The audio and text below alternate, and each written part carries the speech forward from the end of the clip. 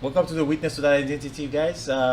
This, as I told you, this channel is about us having great conversation about politics in a very calm way, in a very meditative way, so that we can have the perfect conversation, a good conversation, a holy conversation. So here's the issue: Nancy Pelosi got reelected again, and I want to talk about it. Kyle Kulinski had a great show about it, and I think Kyle Kulinski hit it on the nail all the way.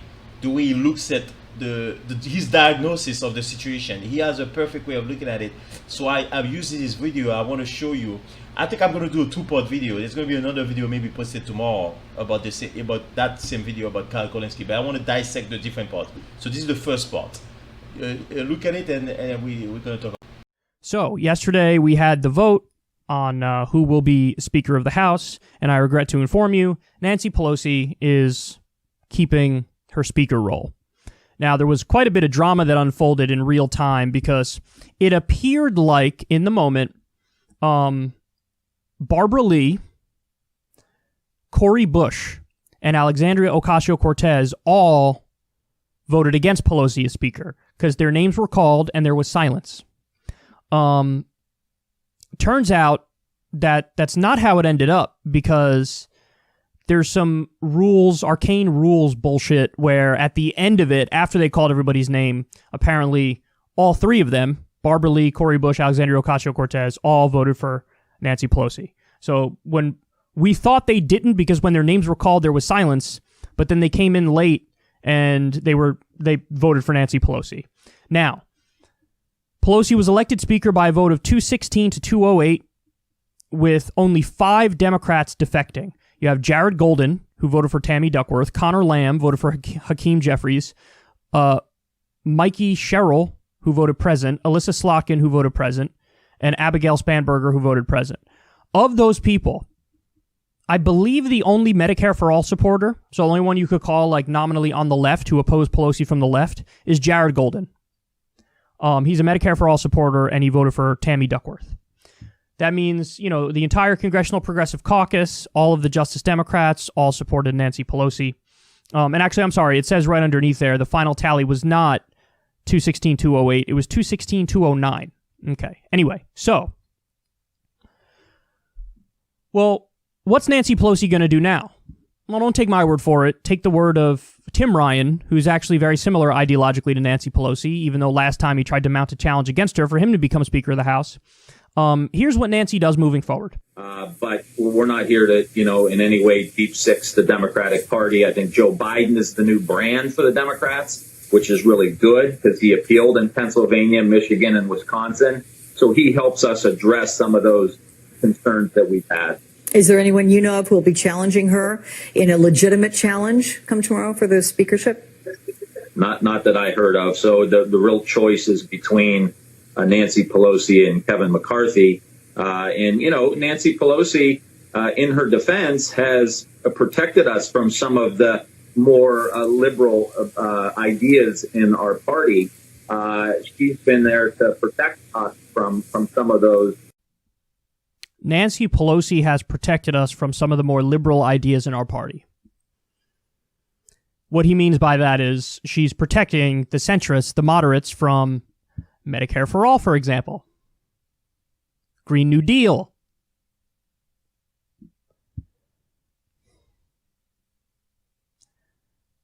So what did the Justice Democrats and the Congressional Progressive Caucus get out of this? Well, to be fair, we don't know yet. Were there negotiations going on behind the scenes? Yes, there were. That's a fact. There were negotiations going on behind the scenes. Will we know in due time what they got out of supporting Pelosi? Yes, in due time we will know. Right now we don't know. The only thing we do know is they were able to get a waiver for PAYGO when it comes to Medicare for All and the Green New Deal. So PAYGO's a rule. The Democrats put it in 2018. They were wrong to do it, but they did it. And in that rule, it basically says anything you spend on, you have to pay for. You have to offset it elsewhere in the budget or, raise the money through new taxes. So that alone kills any sort of progressive legislation. That's what PAYGO does. It handcuffs the left up front. So is it a victory to get rid of PAYGO? Absolutely. You need to get rid of PAYGO. They should have gotten rid of PAYGO across the board. Apparently, they only got waivers for the Green New Deal and Medicare for All. Is that a victory? Yes, it's a victory. But then, listen, of course, the next obvious question is, okay, so you get rid of PAYGO for the Green New Deal, Medicare for All. Logically speaking, then, you're saying we should have a vote on Green New Deal and Medicare for All, and now we don't have to worry about overcoming more procedural hurdles because we got rid of one of the procedural hurdles, which is PAYGO. But funny enough, a lot of people are arguing, no, let's get rid of, let's get rid of PAYGO for Green New Deal and Medicare for All, but let's not vote on it yet. Well, then why would you get a waiver to get rid of PAYGO? If you're just going to get rid of the waiver and then do what? Nothing? Sit on that? Again, I don't want to be unfair. I want to be as fair as humanly possible. And I guarantee you there are things that the Justice Democrats and the Congressional Progressive Caucus got behind the scenes from Pelosi. But the ultimate question is, was it enough? And I'm going to go ahead and guess up front, no, I don't think it was enough. Because first of all, I don't even think they should have gone with the strategy of negotiating behind the scenes and playing nice. Because Pelosi's always going to stab him in the back. They think if they play nice, then maybe in the future Pramila Jayapal or Barbara Lee will become speaker. That's not going to happen. It's going to Hakeem Jeffries 1,000,000%. So I don't agree with the tactic of negotiating behind the scenes anyway. I think it should have been very public. But they didn't do the thing that I wanted them to do, and we don't know what's on that list. I want to see the list and judge it when it comes out as to the extractions that they got from Pelosi. But I can tell you almost certainly it's not going to be enough. My take on it is the exact same as David Sirota's. David Sirota wrote an article saying, yes, hashtag force the vote for Medicare for all, but then also I want Neil off his committee because he could also block Medicare for all. I want to get rid of PAYGO, and I want the waiver that allows the states to implement their own single-payer systems. And I think there was maybe one or two other things that were in David Sirota's article. David Sirota was exactly correct on that. Okay, those are the things you ask for. As of right now, all we know is that they got, PAYGO waivers for Medicare for All and Green New Deal, but we also know that they're actively hostile to the idea of voting on Medicare for All or Green New Deal right now, which really doesn't make too much sense to me. And then they spoke to Alexandria Ocasio-Cortez after the vote because she and Cori Bush and Barbara Lee were the votes that put her over the top, that put Pelosi over the top, because originally they didn't say anything and then they came in and voted for her. So they asked her, hey, why'd you do it? And basically, Alexandria Ocasio-Cortez, to paraphrase her, said something along the lines of, at a time where you have a president who's undermining rule of law, we should be united in opposition to that, and now's not the time to split the Democratic Party or fracture the Democratic Party. And I have to say, man, I think that's so incredibly naive. Nancy Pelosi, to the extent you actually believe in Medicare for All, Green New Deal, ending the wars, all these good things, Nancy Pelosi is simply not your ally. She's not your ally. As Alexandria Ocasio-Cortez herself said, when you look at Joe Biden, in a country that made sense, he wouldn't even be in the same party as Alexandria Ocasio-Cortez. Alexandria Ocasio-Cortez would be in, the Social Democratic Party, and Joe Biden would be in the neoliberal party. So, or the, centrist party, whatever you want to call it. So Nancy Pelosi is not your ally. She's not your friend. She's always going to stab you in the back. And whatever concessions you think you got, I almost guarantee you it's not going to be enough. Again, I'll hold my judgment until I see the extractions that they got. Because the other point is, as Ryan Grimm pointed out, the fact that at first Cori Bush and Alexandria Ocasio-Cortez didn't support Pelosi. Because at first they didn't support her. What's possible, although again we don't know, what's possible is they were holding out for final concessions from Pelosi, and then when Pelosi realized, I don't have the votes without Barbara Lee, Ocasio-Cortez, and Cori Bush, I will now give in to demand X because I need you to put me over the top. So it is possible they got something we don't know, but I could almost guarantee you it's not going to be enough. It's certainly not David Sirota's idea of all those things, including fighting for Medicare for all during a pandemic. And I do think that this disheartens a lot of the base. Yes, we did put you in there to do a hostile takeover of the Democratic Party. That was the whole point. Do a hostile takeover of the Democratic Party. And, even though I'm not maligning their intentions, they're not sellouts. They take all their money from small dollar donors. They're going to vote the way I want them to vote 98% of the time. You can't tell me that this is a hostile takeover. It's the definition of not hostile. They just supported Nancy Pelosi. and we don't really know what they got for it. So that's not hostile. That's not hostile. That's, even though I agree with social democratic policy, I'm going to sort of go along to get along and hope I could get concessions and extractions whenever I get them. But the problem is, and you know this and I know this, is that she's only going to give you crumbs, ever. You have to force her to go beyond the crumbs. And they're simply unwilling to force her to go beyond the crumbs. Okay, guys. So basically, here's the situation with what Carl is saying. Basically, the vote came in for Nancy Pelosi. Her life was on the line for her to lose her speakership job, and basically the progressive left was telling the progressive people in the House of Representatives to hold on to the vote. Just hold on to the vote. Don't vote for Nancy, because she's gonna betray you. You know, don't trust her. So, and what happened yesterday was Barbara Lee, Cori Bush, and AOC did not at first support Nancy Pelosi. They came in late and then they voted for Nancy. But many people on the left are not happy about that. They think they shouldn't vote at all, you know, which is understandable, because I guess the left been waiting for too long and they are getting tired of this. So here's the issue here now, and so now the strategy is very complicated, because if AOC and Cori Bush and all those people don't vote for Nancy Pelosi, a Republican will be elected. Now think about this, right? If they do that, right? Let's say a Republican is elected. I don't know. I feel like we're definitely not going to get Medicare for all. But what we're going to get, I will give the strategy something. Maybe I don't understand. You can write a comment down there. If they do not vote for Nancy, let's say they did not vote, because I think the situation is very difficult. If they did not vote, then a Republican is elected as House of Speaker. So now we're definitely not going to get Medicare for all, because the Republicans are the people that are most against it. And what we're going to do, we're going to create some sort of like some sort of extreme hatred for the progressive, because many centrists and many soft progressive, like the softer progressive, like the TYT, they're going to look at it and they're going to say, oh, you see, now we elected a Republican, now the things are worse, you know. And that's what they're going to say, because I think what the people like TYT, Cenk Uygur, what they want to primary every centrist in the House of Representatives, and they want to make it more like the House of Representatives have more progressive members, which means that they have more power and they have more leverage on every situation. But like, you know, that's the way they feel about it. So but now Karl Kulinski explained the situation very perfectly. I feel the same way, kind of. AOC, I still feel should have put the pressure in and maybe take the risk of electing a Republican, a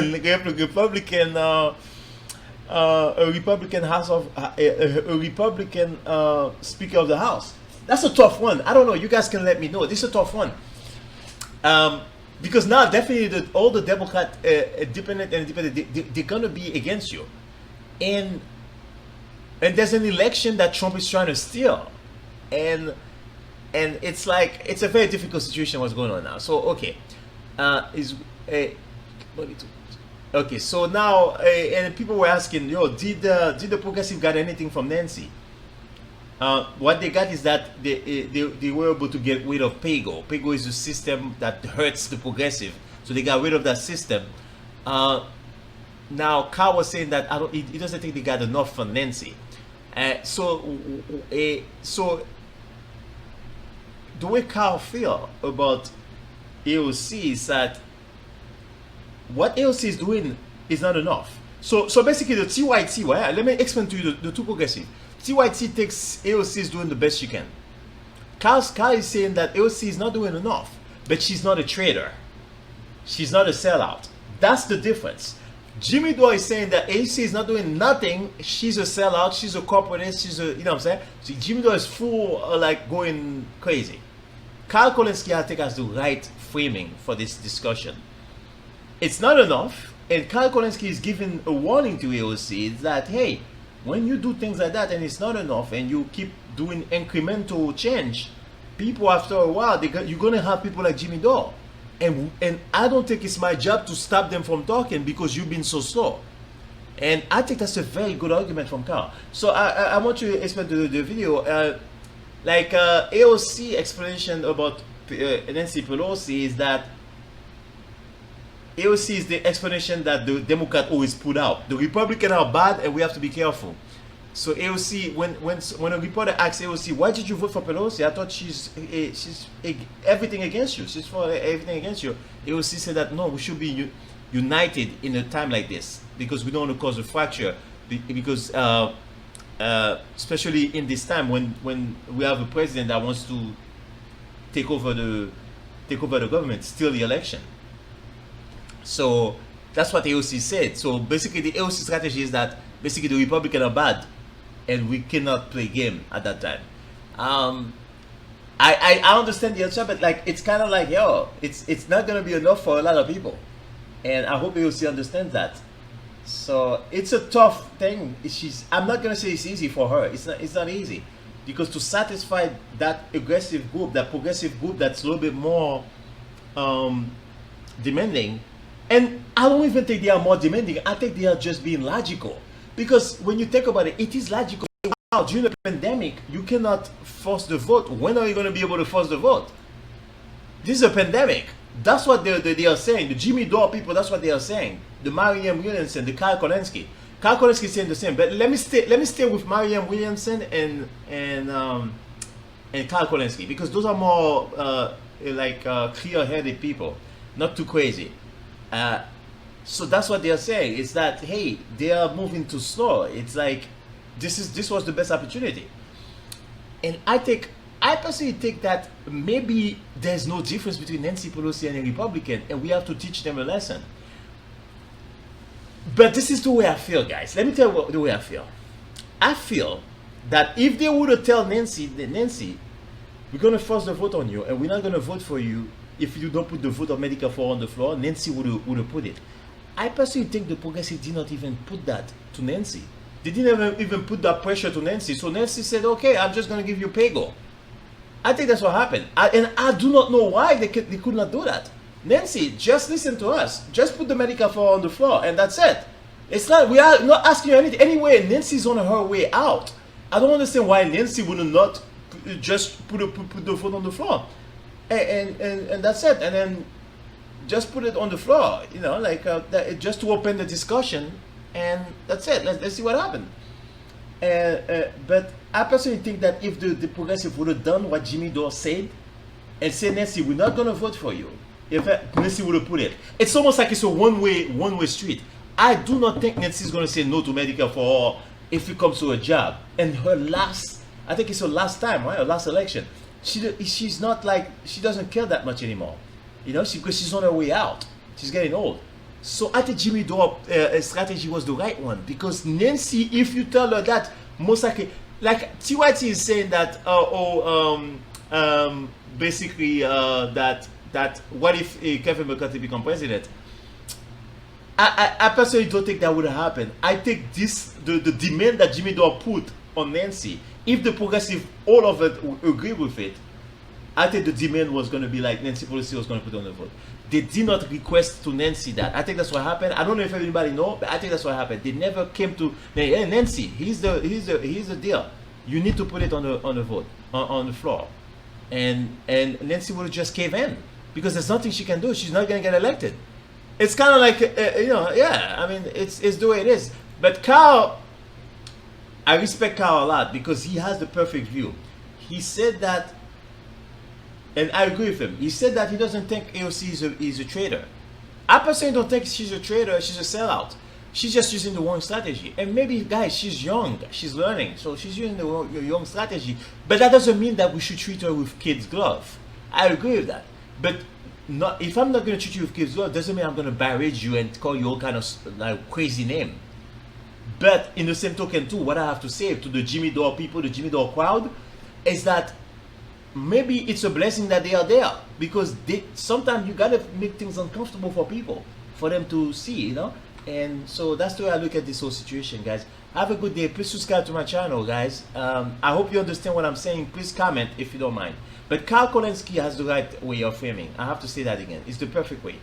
Because what you want to say is that AOC, you're moving too slow. And AOC, if you really care about Medicare for all during the pandemic, why would you not even force Nancy Pelosi to put it on the floor? And the reason why they're doing that, Jimmy is pretty smart. I mean, he's kind of like, I don't know, the idea is pretty cool. Because Nancy Pelosi cannot say no to that. That's what it's almost like what Jimmy is saying. We got you. You are trapped. You know what I'm saying? He's saying that you are trapped. So while you are trapped, I'm gonna make you say something. It's kind of like you get a captive in war, right? And the person is captivated. You got them, right? And then you tell them, tell me where the other things are, right? Where the enemy is. And then they're gonna have to tell you because they've been captured. It's kind of like that, like, you know. So I think it's a missed opportunity. I'm sorry, guys. I think it's a missed opportunity because I think that Nancy would have put it on the floor, no matter what. They did not push it. They did not follow what Jimmy Dore was telling them, and it was pretty easy. And I don't think Nancy would have even hit them for saying for there. I think this was the perfect strategy to me. Like Jimmy Dore did not even have to yell like that. I don't understand. The yelling did not help because, as you see, the progressive did not even go with the yelling. So, like, I think this is something that should have clicked on the progressive. I don't know if they don't see the cleverness of the idea. It's simple. You put it on the floor. You tell Nancy, oh, Nancy, this is your last term. We have a demand. You want to get elected the last time, and after that, you don't care. So, can you put something on the floor? We cannot vote for you for the last time. Nancy gonna be like, of course, I'm gonna put it on the floor. I don't care anymore. I don't care anymore. Yes. And Nancy probably gonna say, yes, I don't like Medicare for all, but this is my last time running, and you guys want to force me? Okay, and I need the vote. Let me put it on the floor. Yeah, and that's it. Yeah, but they did not even try that. So this is where the things about the discussion about the progressive gets very difficult now. I don't know what you guys think. It becomes very difficult because why don't you want to even tell Nancy that? Nancy, I mean, we've been very nice to you. What's the problem? Just put it on the floor. That's all we're asking you. We're not asking you a lot. And we've been very nice to you. And after that, you can dunk on us. And if it fails, we can even tell Nancy that if everything gets messed up because of us, you can even tell Nancy, hey, you can dunk on us and bash us on television every day and say that it wasn't my fault, it was you guys. You know, you can say that, you know, and that's it. Guys, please subscribe to my channel, guys. Subscribe to my channel. I want to talk about this more. This is a very interesting conversation because this channel is about that. We want to have calm conversation about the difficult topic. But we also don't want to bash the people like Jimmy Dore too much because I think God created people like that for a certain reason. They have their purpose in life. They have their purpose. You know, but I'm hoping that you guys can understand we don't want 1 million Jimmy Dore on the left. We don't want like 1,000 Jimmy Dore yelling and screaming. Only one is enough. That's the way I look at it. You know what I'm saying? It's like when you're eating food, you don't want too much hot sauce. You want a little bit of hot sauce and so that the food tastes good. Have a good day, guys. Thank you.